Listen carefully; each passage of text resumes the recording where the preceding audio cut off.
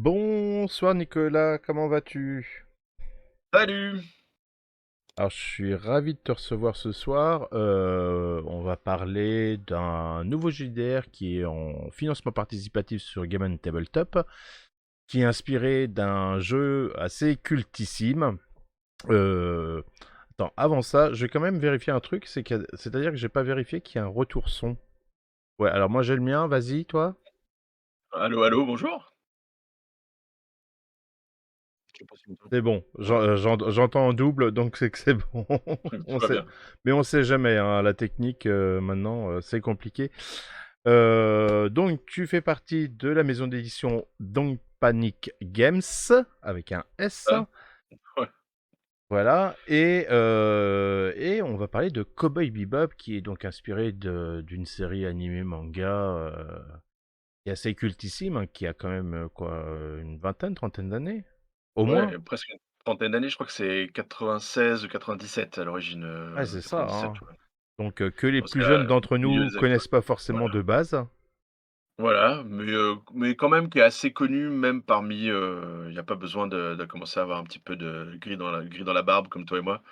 Il y a quand même des gens un peu plus jeunes qui les connaissent et c'est effectivement, elle est assez culte. C'est une série qui a eu une seule saison de 26 épisodes de Shinichiro Watanabe, chez Sunrise et qui parle de chasseurs de primes au grand cœur, on va dire, qui ont du mal à se séparer de leur passé et qui, vont de prime en prime pour essayer de gagner un peu de Wulong, qui est la monnaie, qu'ils utilisent dans le système solaire en 2071 et qui se rend compte, souvent, mais on va en reparler qui se rend compte souvent que rien n'est aussi simple que ça en a l'air et que c'est pas forcément la bonne personne avec qui ils sont et il y a toujours, plein de retournements de situation et plein de choix moraux qu'ils sont obligés de faire et ils se retrouvent, souvent à rentrer chez eux bredouilles, pour X et diverses raisons. J'avoue que c'est... alors il y a eu un anime, il y a eu plus récemment sur Netflix, hein, une série qui a fait plus ou moins de succès, on va le dire. Alors dans le chat, on me dit 95 et en France 96, hein, d'ailleurs, pour préciser les dates. D'accord. Voilà, mais on va reparler de tout ça. Avant tout, je veux parler de Don't Panic Game, donc la maison d'édition. On avait fait une interview il y a quelques temps sur votre premier JDR, en réalité, que vous allez sortir, qui va bientôt sortir, j'espère. J'espère, on l'attend. Voilà. Le Fabula Ultima. Fabula Ultima, le jeu de rôle des JRPG. Oui, on Ouais, s'était vu en novembre, je crois. c'est ça. Hem, Où effectivement c'est notre premier jeu, donc c'est pas nous les auteurs, on est en localisation. Les auteurs d'origine, c'est nos amis italiens de Neat Games, et donc on est en train effectivement on en est dans les dernières, lignes droites, pour Fabula Ultima.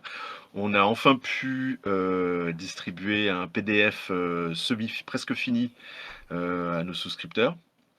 Je l'ai Et en ce reçu. moment ouais, très bien et en ce moment, après avoir intégré les errata de la version anglaise dans notre version et aussi avoir profité de certains des retours qu'on a reçus après avoir distribué le PDF, là, il est parti en validation chez Need Games, parce qu'ils ont évidemment, ils ont le droit de dire: «Ah non, non, ça ne plaît pas», c'est quand même eux les ayants droit et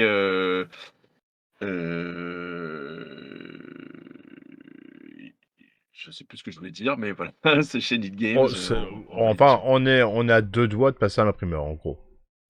Oui, alors, si, c'est ça que je voulais dire, c'est que, ils sont très, très protecteurs de ce jeu et donc, ils ont vraiment envie que la version française, soit, aussi bien que la version anglaise et la version italienne. Donc, j'ai déjà des petits retours, il y a un aspect de l'interlettrage, tu sais, l'espacement entre les Ouais, lettres, ouais. qu'on a un petit peu changé, ils préféraient qu'on le modifie un petit peu. Il y a des petits trucs qu'on a dû modifier pour le foisonnement qu'ils sont en train de regarder. Donc ils sont proches de leur bouquin et donc ils veulent vraiment, être bien sûrs que tout est bien. Donc, je veux pas dire c'est prêt dans 2 jours, mais, en tout cas c'est le dernier truc. Une fois qu'ils nous auront renvoyé des retours, ce sera assez rapide de les mettre en place Bon, et après ça va partir directement en print. Je au crois que moins, c'est prévu pour une livraison en novembre, Mais Ah, super. Bah, au moins, on peut pas dire que ce soit du travail bâclé, c'est, voilà, parce que si on va jouer vraiment sur l'interligne, sur le machin, c'est qu'il y a le souci du détail, sur ce qui est proposé. non et comme, effectivement, on s'est rendu compte assez rapidement que quand même, éditer un jeu de rôle, c'est, plus de travail. Enfin, c'est pas le même travail, mais c'est d'un point de vue, purement, édition, c'est quand même, c'est quand même beaucoup plus, prenant et un gros travail que sur un manuel de jeu de rôle d'une vingtaine de pages, tu vois? De De jeu de jeux de société société, d'une ouais. vingtaine de pages. Donc, on a aussi appelé au secours, des gens parce qu'on est un peu jumelé avec, Inis Éditions qui est une des autres, boîtes, du même groupe en fait, qui eux se spécialisent dans tout ce qui est beaux livres et livres un peu sur la culture geek, les animés, les romans, les choses comme ça. Donc, j'ai, mon collègue Philippe, Valotti qui, m'a beaucoup aidé sur l'édition, pour vraiment chasser les virgules au mauvais endroit, tout ça sur le bouquin de Fabula. Et donc on a vraiment passé le temps qu'il fallait passer dessus pour que tout soit le plus parfait possible. Et en plus, donc, comme je te disais, on a la chance d'avoir eu déjà des retours sur certains trucs par la distribution du PDF et aussi d'intégrer des errata et d'avoir les retours de Need Games. Donc euh, pour l'instant, le résultat, ça a quand même une assez bonne tête, je dois avouer.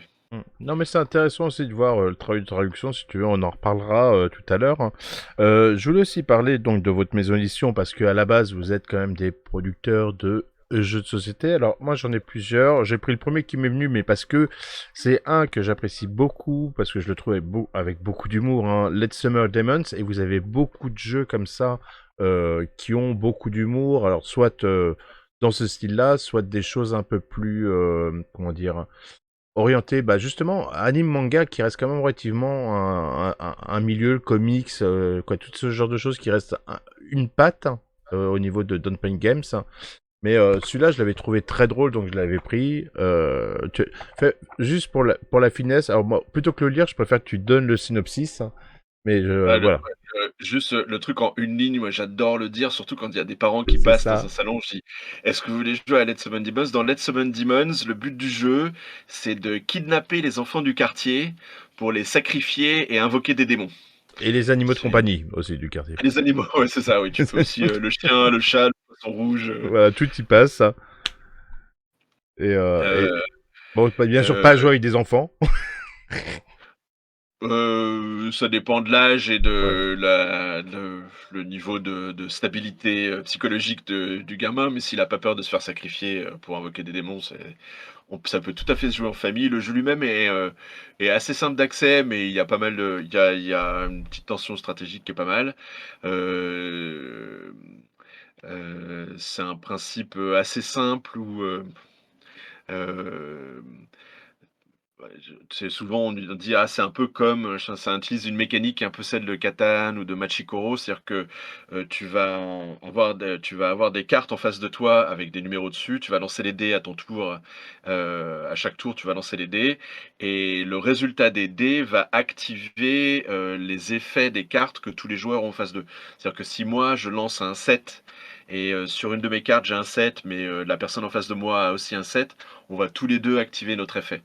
Donc tu vas Mm. essayer en fait de d'augmenter le nombre de cartes en face de toi pour couvrir le plus large éventail de chiffres possibles, de résultats possibles sur les dés pour avoir une machine à récupérer des âmes en fait, puis qui sont la monnaie du jeu. Ah, mais voilà, ça fait partie des jeux très drôles que vous avez. Vous en avez plein d'autres. Là, j'ai déjà balancé les liens, donc si les gens veulent aller voir un petit peu votre site pour voir tout ce que vous avez. Mais c'est vrai que vous avez une gamme étendue sur. Moi, j'ai vu du Naruto, du Batman, du quoi. Il y a beaucoup de choses comme ça dans ces univers un peu anime, comics, quoi. Oui, notre porte d'entrée à l'origine, c'était quand même les animés parce qu'il y a beaucoup de gens dans Panic et à Ennis on est aussi dans les mêmes locaux le magazine Animeland. Ah, Heu et donc il y a beaucoup de fans d'animés et de mangas, dans les locaux et dans les boîtes, qui sont là. Mais, on en particulier sur les jeux, mais sur les livres aussi, on a quand même une vision un peu plus large de tout ce qui est les univers qui nous bottent quoi, effectivement, DC Comics, qu'on apprécie en particulier, mais surtout parce qu'on a des bonnes relations avec une boîte aux États-Unis qui s'appelle Cryptozoic et qui eux, ont accès à cette licence et nous permettent de localiser leurs jeux, en particulier une super gamme de jeux de deck building, les DC Comics Mm. Deck Building, où il y a plein de boîtes différentes sur ce thème-là, mais aussi sur tout ce genre d'univers, quoi, qui est des elfes, des gobelins, des super-héros, on essaye un peu le fil conducteur de Company Games, c'est tous les trucs qui nous plaisent à nous et qu'on a envie de partager avec le public, en fait. Et Bah, donc, c'est important. ça fait une gamme assez large, quand même. Non, mais c'est important de. Bah, voilà, c'est pas. Voilà, c'est un truc qui est un ressenti. C'est pas on va faire ça parce que ça va marcher, parce que c'est une licence machin. C'est vraiment vous, ça vous fait plaisir, donc vous transmettez ce plaisir aux autres. Ouais, c'est, la grille de lecture la plus simple de notre catalogue, ouais, je pense. Mm. Parce que faut savoir aussi, alors pour ceux qui ont la chance d'être sur Paris, vous organisez des soirées jeux à Paris. Oui, qui ont Parfois qui ont lieu prototype en un petit plus. peu moins souvent, Ouais. depuis le Covid, Ouais. mais qui existent toujours.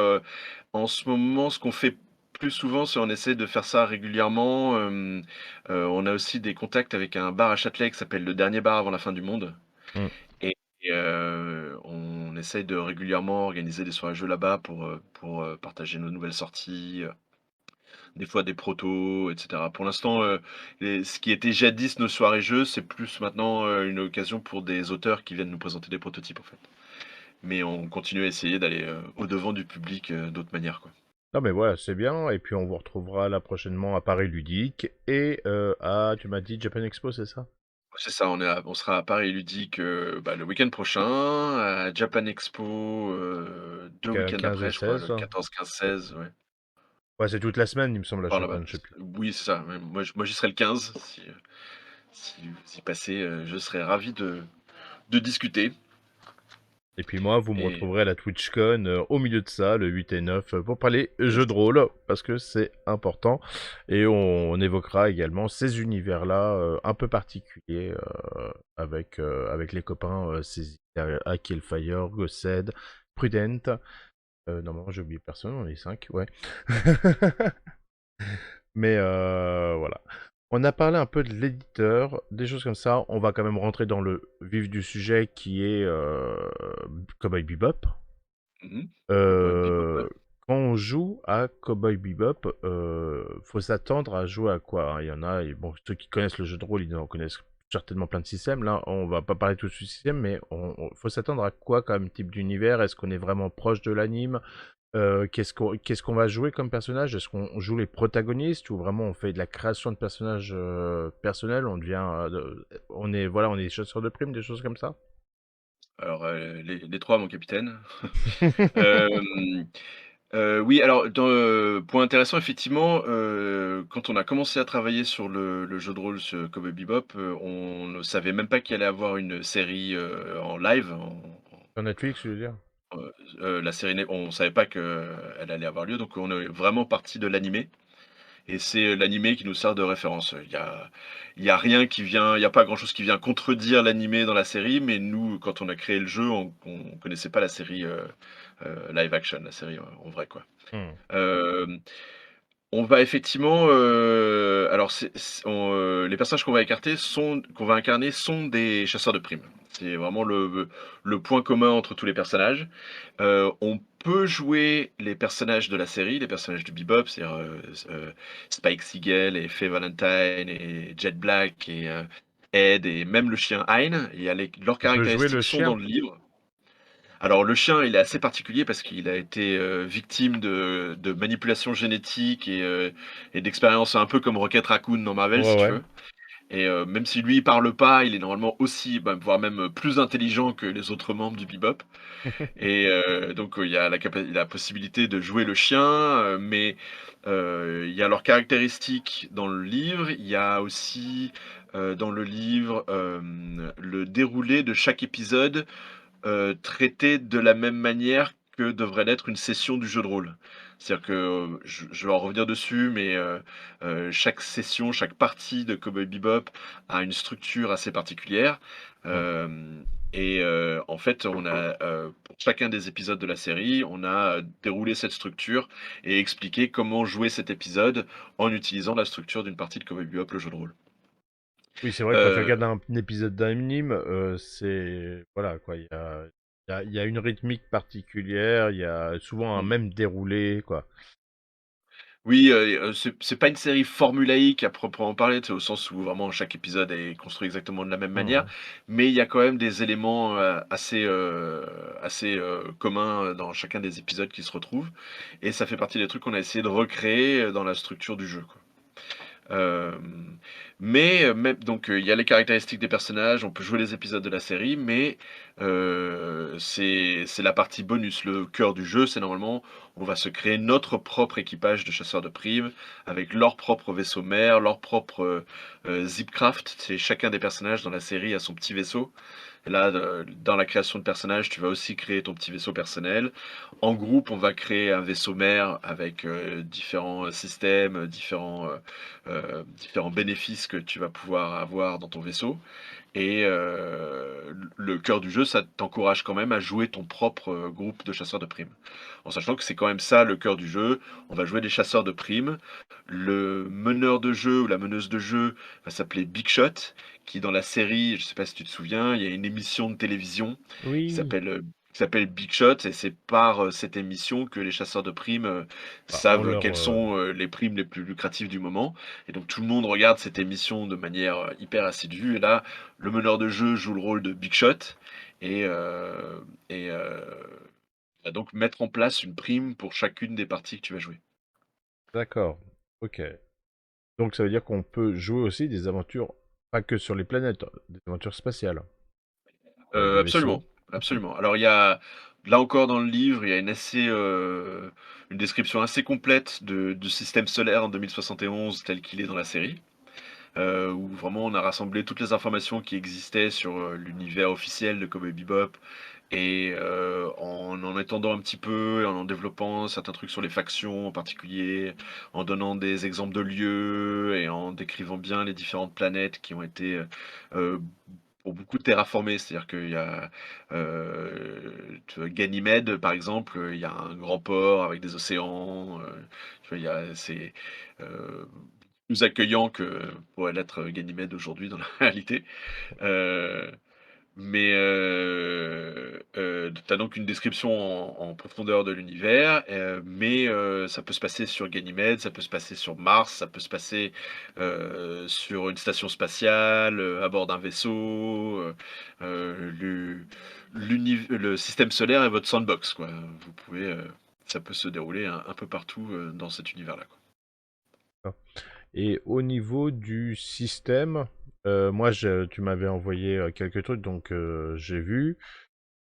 J'avoue que sur le coup, bon, j'avais lu la version anglaise avant, j'ai un peu pataugé. Tu m'en as parlé un peu plus, j'ai un peu moins ramé. Mmh. Mais on n'est pas, c'est vrai, hein, on peut pas le cacher, on n'est pas sur un système standard. Non et en y jouant, moi aussi je t'avouerai que la première fois que je l'ai lu, je me disais: «Putain comment on joue à ça?» pardon. Comment on joue à ça, quoi? Mais en relisant bien et en y jouant, en fait, c'est beaucoup plus simple que ça en a l'air. Et mais c'est vrai que c'est assez inhabituel où on est vraiment, et ça c'est à la mode, j'ai envie de dire en ce moment, c'est un peu dans l'air du temps. Il y a vraiment un aspect, de narration collaborative Hmm. où, c'est pas le meneur de jeu qui va tout faire pour, mettre des bâtons dans les roues des joueurs. C'est vraiment les joueurs et le meneur de jeu qui vont ensemble, en fait, raconter leur propre épisode de Cowboy Bebop.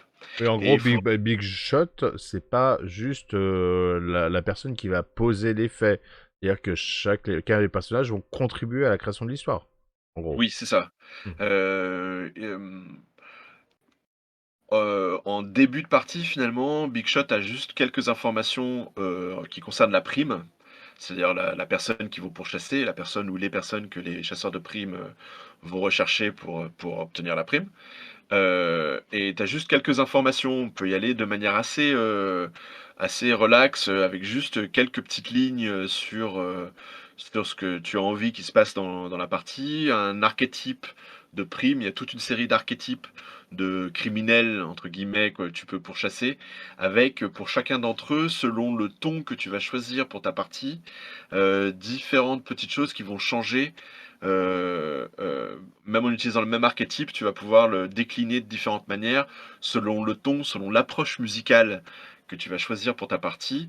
Ils vont avoir des caractéristiques un petit peu différentes et il va y avoir un twist un petit peu différent dans l'épisode. Et l'idée, c'est de partir avec vraiment juste ces grandes lignes et vraiment prendre en compte l'approche que vont choisir les joueurs pour développer le scénario à partir de là. Vraiment, la partie se fait, le big shot doit rebondir sur ce que proposent les joueurs pour, déterminer leurs propres objectifs, déterminer la menace. Il y a vraiment un échange narratif entre les joueurs et le meneur de jeu. C'est bien que Euh, tu qui- parles Autre de question. musicalité. Attends, parce que Oui. je change de fenêtre pour mettre en évidence une feuille de personnage. Voilà, les gens vont la voir en même temps, comme ça tu vas pouvoir Mhm. expliquer un petit peu comment ça se passe, mais vas-y, continue. Alors, non, j'allais dire, l'aspect d'échange entre le meneur de jeu et les joueurs, c'est quelque chose qu'on retrouvait déjà dans Fabula Ultima, Hmm. où l'apport des joueurs est assez important. Et là, on est vraiment dans cette lignée, c'est-à-dire que c'est vraiment un dialogue entre le meneur de jeu et les joueurs. Alors, pour ce qui est de la musicalité, comme Ça c'est j'étais vraiment, surpris hein, quand même. Quand j'ai vu jazz, tango, machin, j'ai fait, mais qu'est-ce qu'ils m'ont fait? bah, souvent quand tu parles de Cowboy Bebop, un des premiers trucs qui vient à l'esprit, c'est le générique, quoi.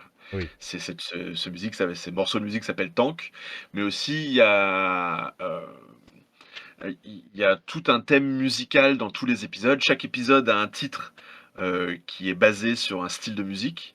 Donc, par exemple, tu as Heavy Metal Queen, c'est un épisode célèbre. Chaque épisode est censé mettre en scène un type de musique. Et on a vraiment essayé de garder ce lien à la musique dans le système de jeu. Et dans tout le vocabulaire, tout le glossaire du jeu va essayer d'utiliser des termes de musique. En particulier dans ce qui est de la résolution d'action, quand tu fais un test, tu vas choisir une approche musicale qui va déterminer la manière de laquelle ton personnage va essayer d'accomplir son action. Donc, il y a 5 grandes approches musicales: le blues, le rock, le tango, le jazz et la dance. Et chacune a un peu un sens différent de comment, pour la même action, tu vas essayer de t'y prendre de telle ou telle manière. Par exemple, pour tout ce qui est un peu réflexion technique, où il faut avoir de la flexibilité intellectuelle, ou alors une bonne analyse et une bonne improvisation, tu vas prendre du jazz. Pour ce qui est plus de la séduction, ou alors de l'interaction entre deux personnages, tu vas tango. prendre tango. Tu vois. Pour tout ce qui est mon personnage est une force que rien n'arrive à arrêter, et j'arrive à accomplir tout ce que je veux dans un magnifique mouvement, je vais utiliser de la dance. Pour tout ce qui est introspection, utiliser ses souvenirs, essayer de te mettre à nu, tu vas utiliser le blues. Donc tu vois, c'est un peu, chacune des différentes approches a un peu une saveur un peu différente. Tu vas essayer d'accomplir la même action, mais en ayant une approche un peu différente. D'accord, oui, c'est un peu comme ce qu'on connaît, c'est-à-dire force, constitution, intelligence, charisme et tout, mais sous le thème musical.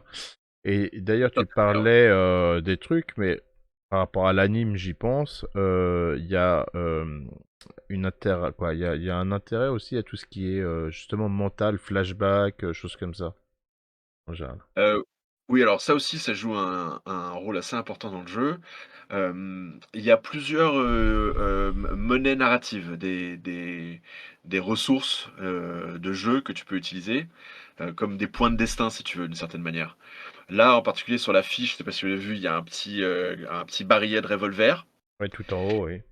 et donc on a un certain nombre de cartouches et les cartouches, vont représenter, des souvenirs de ta vie passée sur lesquels tu peux t'appuyer pour avoir des meilleurs résultats. C'est-à-dire que tu vas pouvoir dépenser des cartouches pour, annuler des échecs ou alors avoir plus de dés pour essayer d'avoir plus de succès sur un jet. Mais quand tu dépenses des cartouches, c'est la seule monnaie du jeu qui d'abord ne se régénère pas à la fin d'une partie. Donc tu commences avec 6 cartouches et si tu en dépenses, 2 pendant une partie, bah, tu en auras que 4 au début de la partie suivante et ça représente,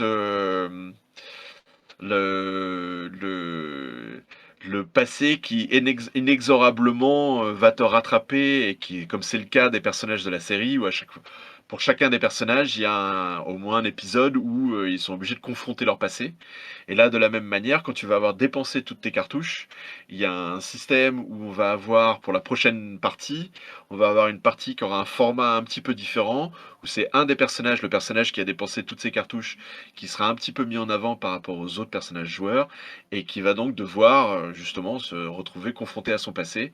Quand tu crées ton personnage, tu vas créer, une petite phrase qui représente un sombre secret ou un souvenir qui a marqué le personnage et ce souvenir va revenir dans cette session, un peu spéciale où, Big Shot va, justement, intégrer ton passé dans le scénario de cette session pour, t'y confronter et puis essayer de le surmonter et continuer à aller de l'avant. D'accord, oui, parce que c'est vrai que présenté comme ça, de base, tu dis, bon, bah, c'est pour du one shot ou du deux trois parties, mais en réalité, on peut créer une campagne, sauf qu'au bout d'un moment, autour des personnages, il y a des épisodes dits spéciaux, on va dire, qui vont tourner plus autour d'eux pour pouvoir récupérer et continuer, en fait, l'aventure. Mais une campagne, c'est parfaitement faisable avec le jeu. Oui, alors il marche très, très bien pour les one shot, mais il inclut un certain nombre de règles qui justement permettent de te développer, sur une campagne. J'ai envie de dire sur une petite campagne. Et c'est quand même tu vois la niche du jeu, elle est quelque part entre, un jeu très bon pour les one shot et une grosse, grosse campagne. Elle est un peu entre les 2, plutôt du côté petite campagne, qui marche vraiment bien pour le système. Et au niveau du jeu, bon, quoi, l'histoire, le Cowboy Bebop, ça date un peu. Il est resté plus ou moins dans son jus. Il y a quand même une certaine modernisation autour des personnages, des histoires, des choses comme ça. Parce que c'est vrai que même si c'est dans les années 90, quand tu le regardes, il fait très années 70 déjà de base l'anime, hein, C'est dans ce que son j'allais style. dire, il était déjà rétro au Il moment est où il est déjà. sorti, quoi.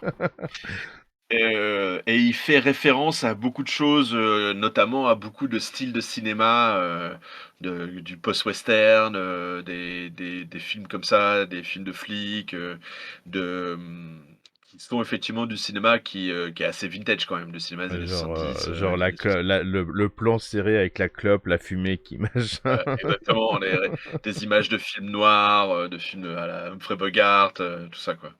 Hem Moi, ce que j'aime bien dire sur cet univers, c'est il est il est pas si développé que ça dans la série.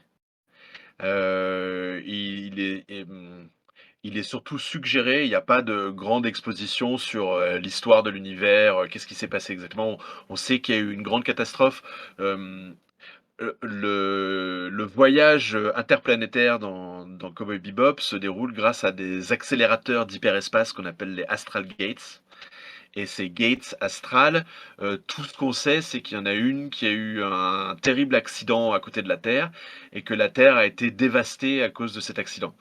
On sait pas trop pourquoi, on sait pas trop comment elle marche, qui les a construites, tout ça, c'est pas vraiment, expliqué en détail dans la série. C'est un univers qui finalement, laisse beaucoup de place à ta propre imagination et te permet de projeter assez facilement ce que tu veux dans cet univers. Il y a plein de références et de repères qu'on va tous avoir, de par notre culture de gros geeks, quoi et qui font que c'est assez facile de représenter un peu les différents styles, d'histoires qui te plaisent le plus, en les mettant dans cet univers qui est un univers assez simple, un mélange entre le western et The Expanse, si tu veux. Tu un côté western, un côté diaspora chinoise, enfin, tu plein de petites références qui viennent se mélanger pour créer un univers, qui est assez facile à s'approprier et sur lequel tu peux projeter tes propres histoires. Hem Après, au niveau des PNJ, bon, j'imagine qu'il y a les communs qui font partie. Au niveau comment dire, des primes, des méchants, il y a une proposition d'archétype ou de PNJ pour jouer les méchants, sachant que bon, on les arrête pas toujours, mais ça arrive quand même, peut-être qu'on en arrête quelques-uns, mais il y a vraiment des big boss, des trucs un peu plus le rat du panier des gangs ou des trucs comme ça. Alors le cœur du truc, c'est vraiment la prime. C'est, le personnage, que tu vas, activement rechercher, quoi. Et là, pour le coup, il y a tout un chapitre, du livre qui est dédié à te donner des archétypes de primes, des différents types de criminels, des trafiquants, des terroristes, des cambrioleurs, des vol enfin, tu as toute une série de différents types de criminels et chaque personnage est en fait, décliné pour chacune des approches. C'est-à-dire que toi, en tant que Big Shot, tu vas décider au début de ta session: «Ah ben aujourd'hui, ça va être une session plutôt blues» ou alors: «Aujourd'hui, ça va être une session plutôt jazz» Donc ils ont et déjà en une fonction orientation. ouais, c'est ça, tu vas marquer le ton de l'épisode, le ton musical de l'épisode et ça va te donner un certain nombre d'informations, dans la fiche d'archétype, pour dire: «Ah ben si tu prends un trafiquant avec une histoire de blues, il va peut-être se passer ça, ses caractéristiques spéciales, ça va être ça». Donc tu vas avoir pour chacun des archétypes, elle va être déclinée en fonction des différents types de sessions. Ce qui te permet en fait, de prendre, cet archétype et de vraiment l'adapter à la session dans laquelle tu veux jouer, aujourd'hui, quoi. Tu pourras avoir, plusieurs épisodes avec le même archétype, mais si tu changes de ton, ça va te donner un épisode assez différent en fonction du twist. Il y a un autre truc qui est assez important dans le jeu, c'est chaque session est assez structurée où tu vas jouer en 3 grandes phases qui sont en fait un crescendo de à la fois de risques et d'opportunités. Tu vas lancer de plus en plus de dés au fur et à mesure de la partie.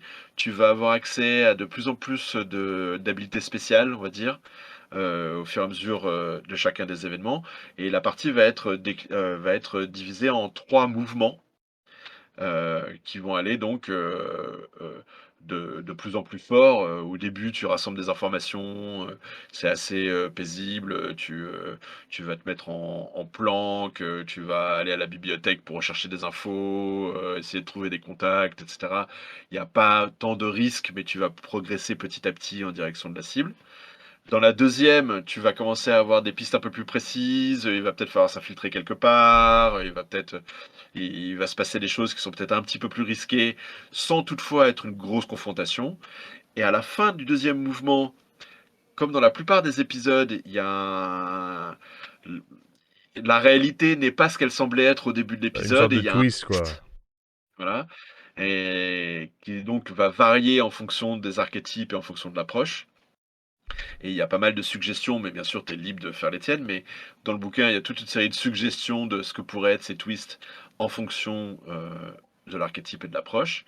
Et ensuite, ça ouvre sur le troisième mouvement, où là, c'est Let's Jam, où c'est des grosses courses-poursuites, une confrontation, des explosions, tu lances plein de dés, il y a beaucoup de risques et beaucoup d'opportunités, et ça te donne une espèce de climax, d'apothéose de l'épisode, jusqu'à sa conclusion, où c'est See You Space Cowboy, et on voit quelles sont les conclusions de l'épisode, et comment ça peut ouvrir sur l'épisode suivant.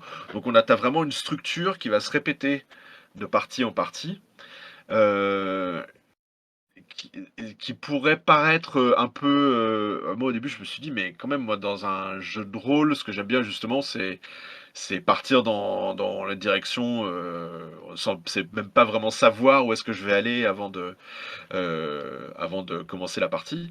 Là, tu as cet aspect qui est quand même très structuré, mais qui, te facilite finalement, l'improvisation. Tu as cette structure du scénario, tu sais que ça va se passer comme ça et du coup, ça te laisse un peu le champ libre pour broder autour et pour, justement rebondir sur ce que viennent te suggérer les joueurs, en fait et la manière de laquelle les joueurs veulent s'y prendre où, tu peux vraiment le prendre en compte pour développer la suite de la partie.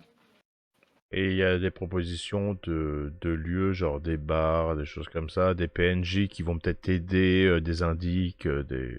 Oui, il y a pas mal de tables de rencontres, en fonction de là où tu es dans le système solaire. Par exemple, tu es une table de rencontre pour Mars, tu as une table de rencontre pour Ganymède, il va y avoir différents exemples de des lieux effectivement. casinos, des choses comme ça. Ouais, évidemment le casino parce que c'est un des épisodes les plus célèbres de la série, mais tu as des stations spatiales, des laboratoires mystérieux, tu as plein de Oh. petites choses comme ça et tu as aussi, pas mal de descriptions sur les différentes factions, Hmm. la plus célèbre des factions dans la série, c'est une organisation criminelle qui s'appelle le Dragon Rouge, de Red Dragon, parce que le grand méchant de la série fait partie de cette organisation. Ce n'est pas la seule organisation criminelle dans le système solaire en 2071. On a des descriptions d'autres factions, des factions qui sont là pour de law enforcement, de gardiens de la paix, enfin de la police, des trucs comme ça. T'as pas mal t'as plein de petites sources d'inspiration pour effectivement rajouter des PNJ, rajouter des rencontres, tout ça. Et d'ailleurs, parce que là, ça te donne beaucoup d'infos, on a une idée du nombre de pages qu'on aura ou c'est par rapport au Euh, palier et tout ça, déjà de base? là, il est à 272 pages en version anglaise. Version anglaise, c'est 200. quoi? C'est un 21, 27? Non, c'est un... Ah, anglaise, tu veux dire la langue. Je crois le format. Non, oui, ouais, non, parce que, ouais, Non, parce que les parce que formats US, c'est...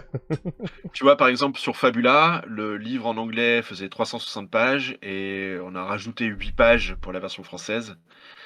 Qu'on n'a pas tout utilisé, mais pour avoir de la marge. Parce que tu sais, quand tu imprimes le bouquin, c'est toujours un multiple de 8, Oui, et puisque puis t'as les la pages quatrième sont de pliées, page, de quoi. machin, ouais. Et donc là, on est à 272, on passera peut-être à 280 pour la version française, mais c'est dans cet ordre de grandeur-là, quoi. On utilise trop de mots en français. On a un foisonnement d'environ 30% en français. Ah purée. Ah ouais. Ouais. Alors, on parlera après de la traduction. Je vais passer sur l'image du financement participatif, parce que c'est quand même pour ça aussi qu'on est là. Ouais. Donc, Cowboy Bebop, déjà 180 souscriptions depuis bah, l'ouverture qui n'est pas si vieille que ça. Vous avez été super vite, hein, Ouais, je, 253%. je crois qu'on a été funded en 4 heures, comme on dit. Ouais, c'est ça, je me Heu, rappelle. alors, c'est un peu comme Fabula, mais je pense que c'est le cas de beaucoup de financement participatif sur Game on Tabletop. Nous, de toute façon, on va l'imprimer, hein. C'était pas, une histoire on avait besoin de tant d'argent pour l'imprimer, on est une maison d'édition de livres, on allait l'imprimer de toute manière, mais là, c'était plus une opportunité de faire une précommande, d'avoir accès à des petits cadeaux en plus, et d'avoir, le tout un petit peu moins cher pour ceux qui veulent précommander, plutôt que de devoir attendre, la sortie en boutique et en Parce que actuellement, alors t'as le Red Tail, bon voilà, le livre il est à donc 49 €, c'est ça, le livre de base, ça, ouais. avec le PDF offert, ce qui est pas négligeable. En magasin, ça serait estimé autour de quoi, de 55? Je sais pas si j'ai le prix exact, mais ça c'est par là. C'est surtout sur le fait du PDF offert effectivement et puis après plus tu montes, plus finalement les trucs qui viennent se rajouter sont moins chers. On a des Oui, parce que je vois jetons, on a la version de 99, luxe. t'as l'écran, alors j'ai un écran, faut compter 24 €, les dés, faut compter au moins 15 balles. Donc ouais, il y a quand même pas mal. Vous avez mis le kit de démarrage en papier, c'est ça en plus?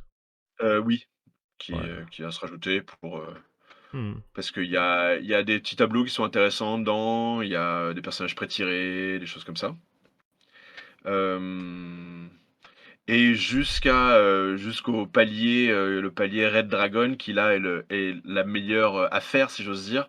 Parce que, du coup, on en a profité pour, faire une offre où on a, le jeu de société Cowboy Bebop qu'on a aussi édité et un peu Ah voilà.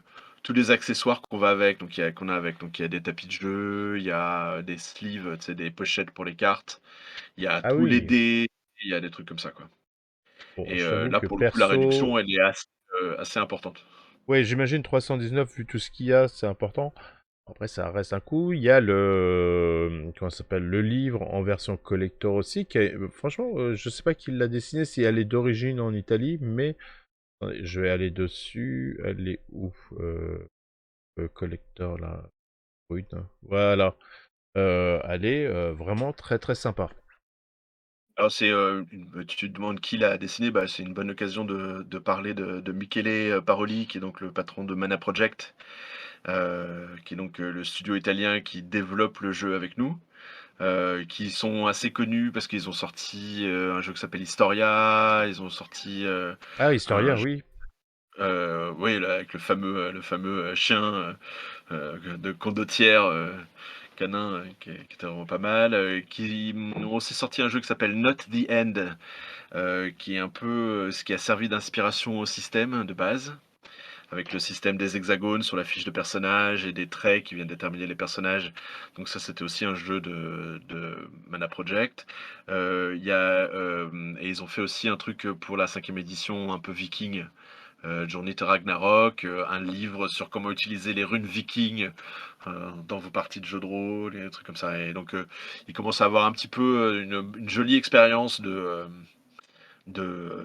financement participatif de jeux de rôle, de création interne, donc en italien et en anglais. Et le monsieur en plus est extrêmement sympathique. Il a une barbe qui est 3 fois plus grande que la mienne et un avide collectionneur de dés. Et c'est pour ça qu'il s'est fait plaisir, on s'est fait plaisir et il y a plein de dés qui sont, le jeu n'utilise que des D6 de base, hein, on peut tout à fait utiliser, des poignées de D6, mais on s'est fait plaisir en faisant des dés qui, sont un peu dans la palette, de couleurs, de Oui, j'ai Cowboy pas Bebop, montré. qui ont des petits personnages, de la série qui sont gravés, à la Alors, place du 6. je vais remonter un peu. Là, on les voit pas trop. Faudrait que j'aille sur un kit. Sur les kits, on les voit bien. Ah, bah, peut-être dans les options. Ouais, normalement, il y a un endroit où il y a un gros plan sur les dés, je Les crois. produits, voilà, ils sont là. Et, ils sont vraiment très sympas. Design. Bon, après, oui, comme tu dis, hein, c'est du D6. Mais ça, voilà, pour les fans de D, et j'en connais, c'est toujours le petit truc en Oui, plus. c'est ça. On pourrait croire, mais si, moi, on en connaît, oui. Voilà, vous avez les jetons de casino également, hein. Enfin, ce qu'on appelle les jetons de risque pour le coup.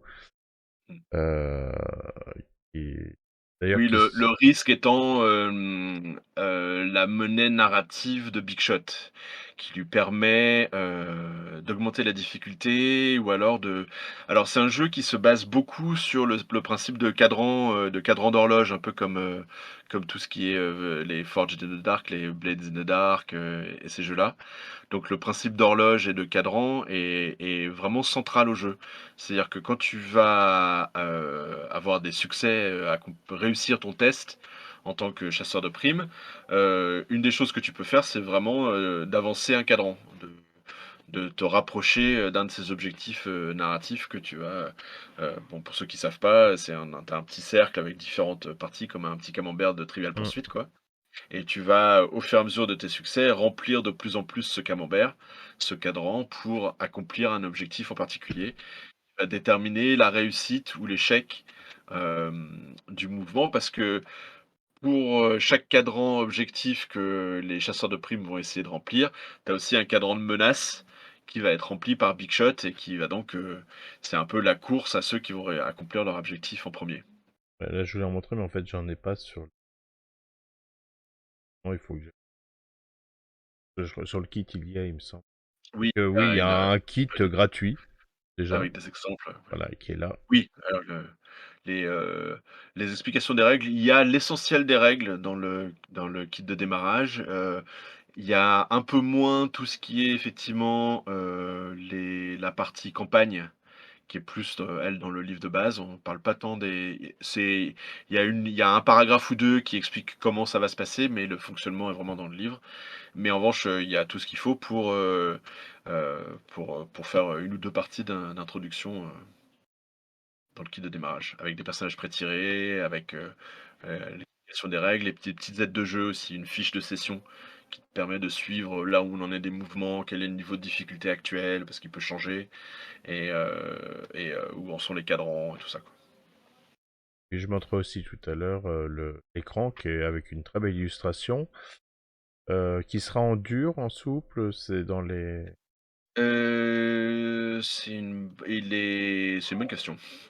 Non mais je sais pas, parfois des fois on met le dur dans les, comment ça s'appelle, les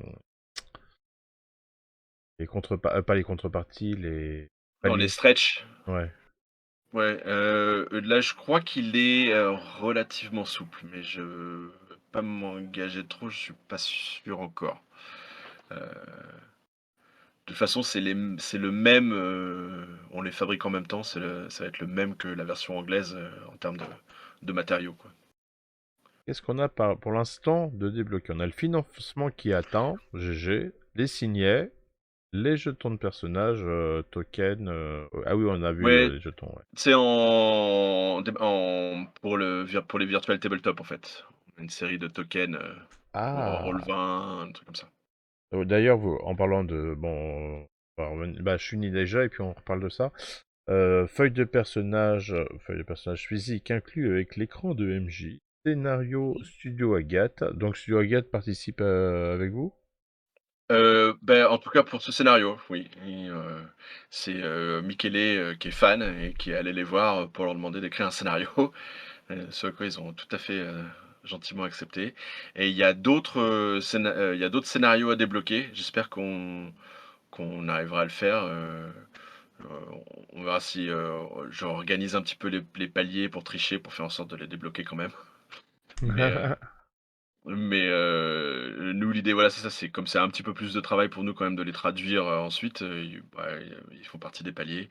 En revanche, tout ce qui est, qualité du papier, contenu en plus du livre, tous les trucs qu'on voit souvent dans des stretch, la couverture, ou alors de rajouter des tableaux, aléatoires pour déterminer des trucs qui étaient dans le Kickstarter de la version anglaise, ça faisait partie des stretch. Ça, on a décidé que de toute façon, ils sauraient de toute manière dans la version française. Donc c'est pas des stretch, ils sont disponibles de toute manière. On a les feuilles de prime, la carte du système solaire. Donc tout ça, c'est inclus avec l'écran du MJ, bien sûr. C'est ça. Et le scénario Grant Howitt et Chris Tylen en dématérialisé. Et le prochain palier, Surprise. Oui, il faut que je joue avec, Cindy, ma graphiste, pour qu'on on les débloque, sur la plateforme. Mais, c'est essentiellement des scénarios qui restent à débloquer. D'accord. Qui seront à part, qui seront pas inclus au livre, hein, j'imagine. Non, ce sera des PDF. Ils seront en D'accord. PDF. Ah, les dés, c'est bien, il y en a plein, de toutes les couleurs et tout. Bon, après, quand je t'avoue, 15 balles, t'aimerais les avoir tous, mais voilà quoi.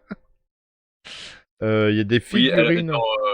mais tu remarqueras, il y a donc sur les vrais, pas les vrais, mais sur les contreparties qui incluent le livre et l'écran, que ce soit en deluxe ou en normal, tu as 2 dés au choix, tu as 2 sets de dés au choix. Ouais, j'ai vu. Donc tu as une option assez chouette dans Game on Tabletop quand tu vas sélectionner ta contrepartie, tu peux choisir ensuite dans la liste des dés, ceux que tu veux, quoi. Et là, on le voit quand même que les coûts sont relativement réduits quand tu participes par rapport à ce que tu pourrais acheter en indépendant, quoi. Les figurines sont sympas. Alors nous, c'est les figurines du jeu, de société. Que tu peux avoir donc, séparément et évidemment si tu prends la contrepartie qui inclut le jeu de société, elles sont dans la boîte du jeu de société. Oui, bien sûr. Et c'est des figues, pareil, hein, tu peux les peindre, hein, comme on pourrait d'avoir un... Oui, oui, oui, ça on aurait pu mettre des photos, mais nous, au bureau, on a une jolie, on a une étagère avec les figurines peintes.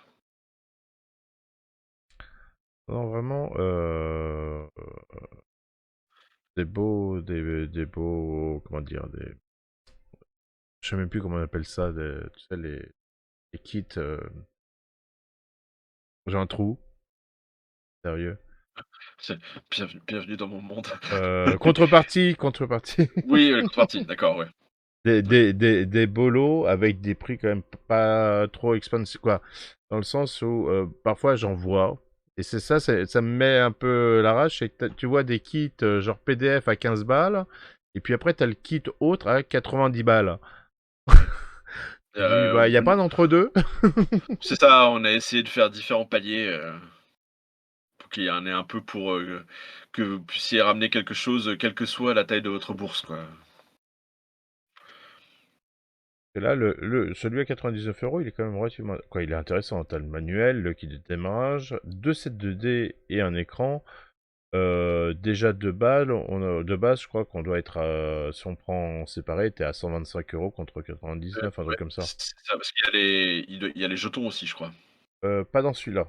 C'est le Mmh. jeton, c'est dans celui à Ah non, ça 149 €.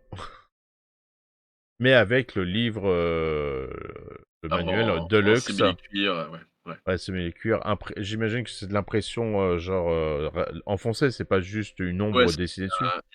il y a les 2. Il y a un embossage et un vernis Oui, voilà. sélectif. Embossage, merci pour le terme. Non, non, très belle collection. Après, voilà, fan ou pas fan, en général, alors c'est pas de l'opéra, du space opéra, mais si on aime un peu les trucs de l'espace, chasseur de primes, voilà, on va dire, c'est musicalité atypique, l'odeur du cuir et du tabac. Ouais, c'est ça. Et des bols de ramen, Moi qui dis ça, qui ai arrêté de fumer il y a 12 ans. ah ouais? Ouais, bravo. Moi, ça fait 2-3 ans, moi, là. Ça fait 2 ans, je crois. Bah écoute, hein, on va pas s'en plaindre, hein. J'ai pas du tout de Ça, ça fait plus d'argent à mettre dans les jeux. c'est ça. Je vais resuivre quand même mon petit conducteur. Oui, bah oui, parce que là, je vois pas de date. Non, sortie quand? Heu, alors, on a finalement pas mal d'avantages, à bosser directement avec, Michele, avec Mana Project, où, finalement les échanges vont très, très vite. Au début, j'étais un petit peu inquiet de comment ça allait marcher et en fait, là, Michele est super réactif, dès qu'on lui a alors, dès qu'on lui a envoyé les traductions pour le kit de démarrage en particulier, il nous avait fait la maquette, vraiment en quelques jours, donc ça se présente très bien et du coup, paradoxalement, je crois qu'on est sur on regarde des dates de sortie qui sont assez proches de celles de Fabula.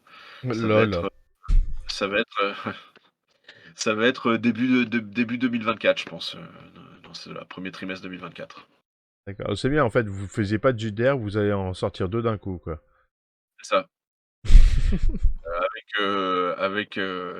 Déjà, 1, 2 voire plus de projets, qui se profilent donc Mhm. Et comment dire, on parlait tout à l'heure en off, donc sortie magasin spécialisé, mais aussi sortie librairie. oui, c'est ça. On a l'avantage d'avoir, en interne, des gens qui sont spécialistes de la distribution dans le livre, en librairie et donc je crois bien qu'on va toucher les 2 réseaux. Heu heu, Là, c'est moins mon domaine d'expertise, mais en tout cas, c'est ça qui est prévu. On a effectivement, une distribution à la fois sur les boutiques spécialisées et sur les bibliothèques un peu les librairies un peu plus, larges, quoi. Ah, si vous pouvez en mettre en bibliothèque aussi, très bien. Heu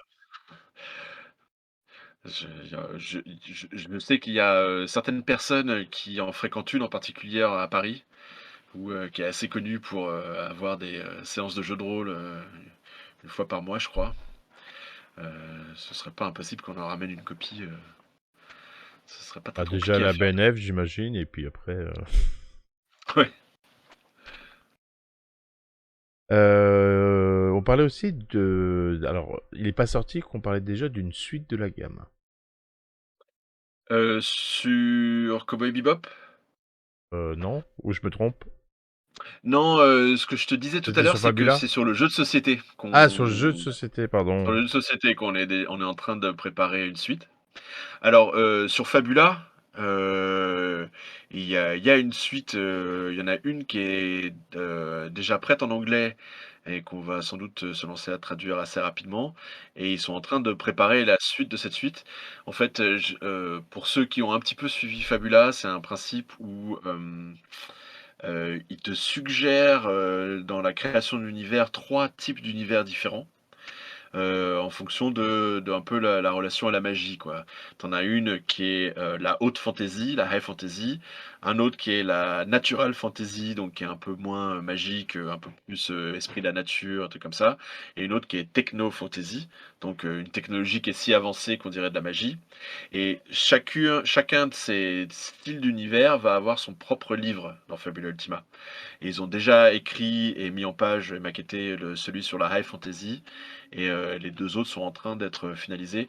Je ne sais pas encore, nous, sous quel délai on le fera en version française. Je sais qu'on les fera, mais je sais pas si on va attendre qu'ils aient écrit les trois ou si on va essayer d'en faire un par un, etc. Après, je t'avoue que Perché parlo italiano, j'ai récupéré aussi quelques scénarios directement sur leur site qu'ils avaient mis. Oui, tout à fait. Ils ont il y a des scénarios gratuits en italien sur le site, Et peut-être en qui anglais, sont, je crois aussi, mais je suis plus sûr. Il y a pas mal de choses, hein. Ils ont mis pas si mal de matériel, de choses, mais bon, effectivement pas en ils ont pas mal de français, petits hein. trucs gratuits, et en particulier, ce qui est rigolo, c'est ils se sont fait plaisir avec des univers qui sont des univers de licence, mais comme ils sont gratuits, finalement, ils ont eu le droit de le faire. Oui, Donc c'était il y en a un quoi? sur Pokémon et il y en a un sur C'est Bravely ça. Default. Oui, je les ai Ouais, récupérés ceux-là. ouais. Mais alors surtout si tu parles italien, je te conseille vivement, d'essayer d'aller, regarder, Nicolas De Gobis, donc c'est le patron de Need Games, Hein. qui 2 fois par semaine, il a une session Oui, live il y a sur une Twitch. chaîne, je l'ai vu, je regardais de temps en temps. Bon, là, j'ai moins eu le temps, mais j'ai et regardé, ouais, c'est sympa. et ils ont une énorme communauté, et ils font ensemble avec sa communauté, une campagne de Fabula Ultima, quoi, qui continue depuis, Mm. plus d'1 an maintenant, avec des gens qui prennent des notes et qui publient des trucs. Il y a des journaux, c'est vraiment un énorme truc et c'est assez sympa à regarder. Et c'est vraiment Et il parle avec, beaucoup de Pokémon. dernièrement, en fait, pas qu'avec vous, mais c'est dernièrement avec Compass, avec tout ça, que j'ai vu que la communauté JDR italienne était assez monstrueuse, en vrai. Et qu'il y Oui, a vraiment des bons trucs, hein, qui sortent à tous les niveaux en Italie en ce moment, que nous, on n'a pas encore tout, mais ça va peut-être mais c'est venir. clair qu'il y en a vraiment plein, Mais il y a de très bons j'ai auteurs envie de dire, italiens, hein. il y a quelques pays, du jeu de rôle, en ce moment. Je pense qu'on peut dire que la France, c'est un des grands pays du jeu de rôle. Il y a quand même une belle production en France. Mais il y a un peu moins de choses aux États-Unis et beaucoup plus de choses en Suède et surtout en Italie. Mais ça fait un moment maintenant. Moi, je sais qu'il y a 2-3 ans, on avait fait une campagne avec des copains d'un truc qui s'appelle Oui, la Suède, c'est quoi? C'est Metal Lex Gear Zero. Arcana, Ouais, les Arcana, euh, oui. qui était vachement bien. Moi, j'aime bien les Romains, alors ça me plaisait bien. Mais il y a plein de choses, et puis des choses qui essayent de sortir des sentiers battus. Donc il y a vraiment plein de trucs sympas, quoi. Non, non, en Europe, il commence à y avoir vraiment beaucoup de choses. Et c'est vrai que je pointe particulièrement l'Italie parce que j'étais assez étonné de la production des auteurs italiens dernièrement, où je me suis dit, mais ils te sortent plein de trucs vraiment très bien. Et on manque malheureusement d'éditeurs français pour sortir tout ça. Donc c'est bien aussi qu'on en a. Alors, on est relativement bien positionné pour ce qui est publication italienne, parce que mon patron, Cédric, lui, il est d'origine italienne, et il y va régulièrement, pour le travail et pour le plaisir. Mhm. Et c'est comme ça que c'est en allant à des endroits comme Lucca ou comme Modena, qu'il va rencontrer des gens comme Michele, Paoli de Mana Project, comme Nicolas Degobis de Nick Games, et qui fait ces rencontres qui nous permettent justement d'avoir une bonne chance d'essayer de publier leurs jeux en français, qui sont souvent très très bons. Oui, parce que de souvenir de ce que tu m'avais dit, rien que pour Fabula Ultima, c'est lors d'un salon, événement là-bas, je crois, que vous êtes tombé là-dessus. Oui, c'est ça, il avait rencontré Nicolas, et quand il avait vu, comme nous, on a un peu une histoire de tout ce qui est culture geek japonaise, et trucs comme ça, et c'était vraiment un,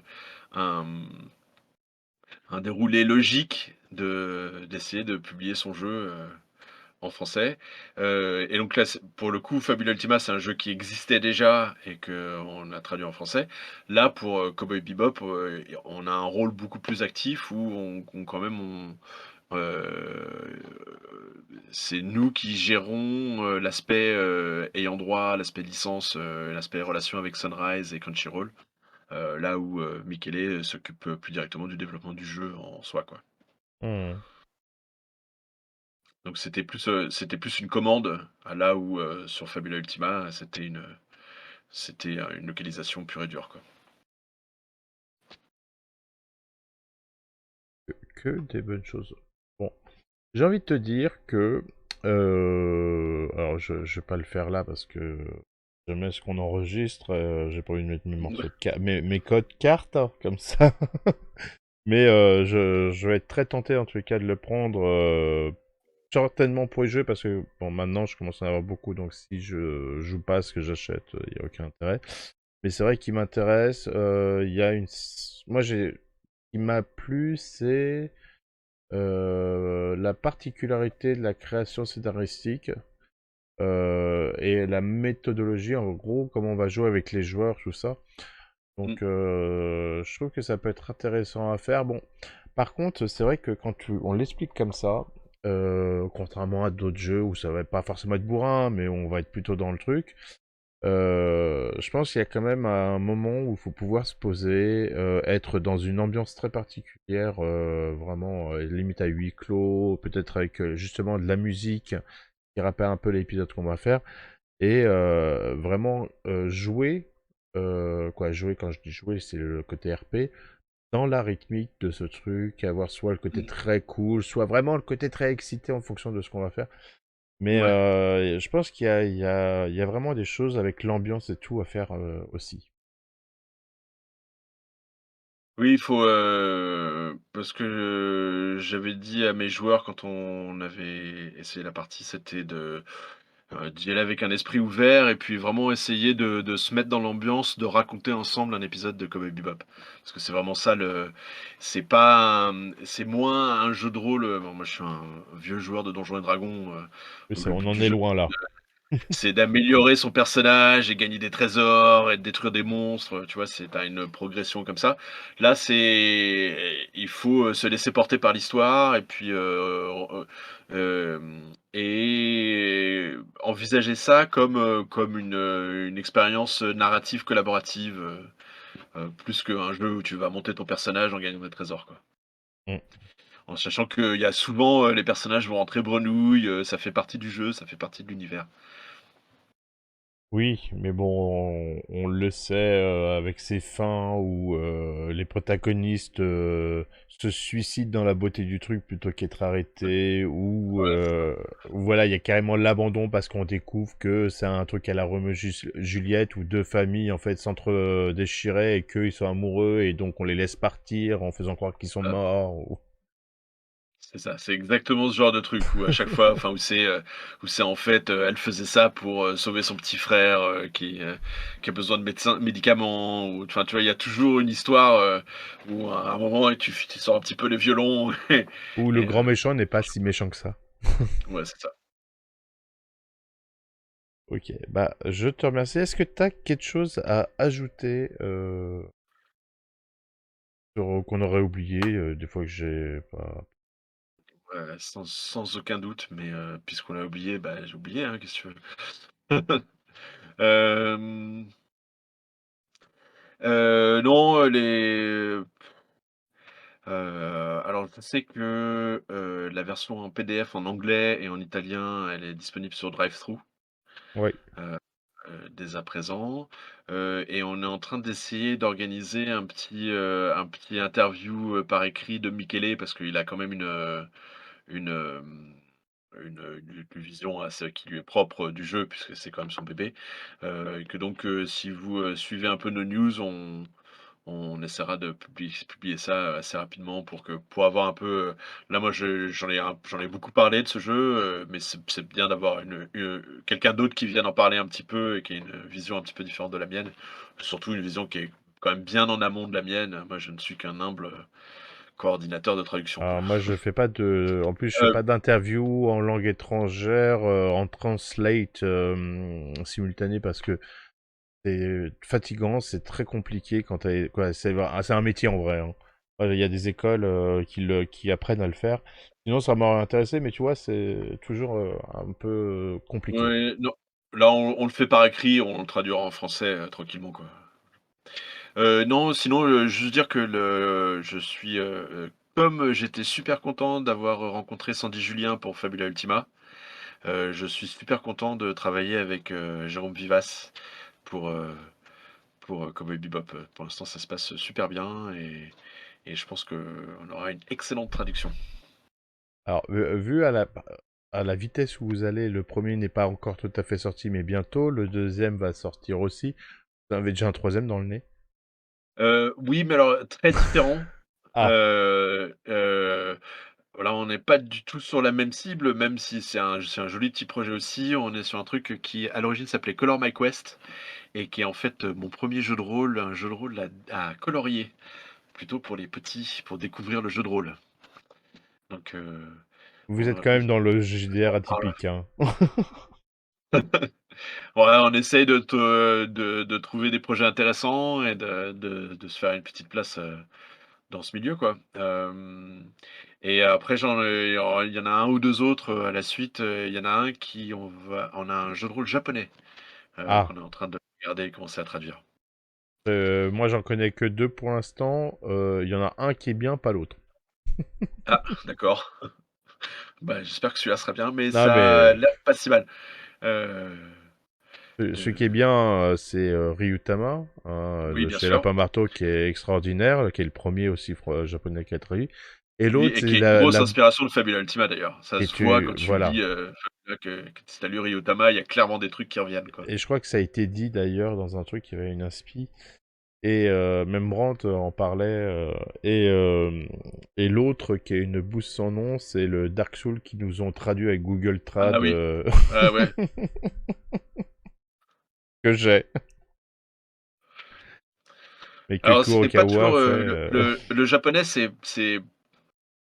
du gros boulot de traduire en français pour que ça garde la même patte sans. C'est une manière de tourner les phrases et de dire les choses qui est vraiment très différente. Et là, t'es au-delà de 30%, hein.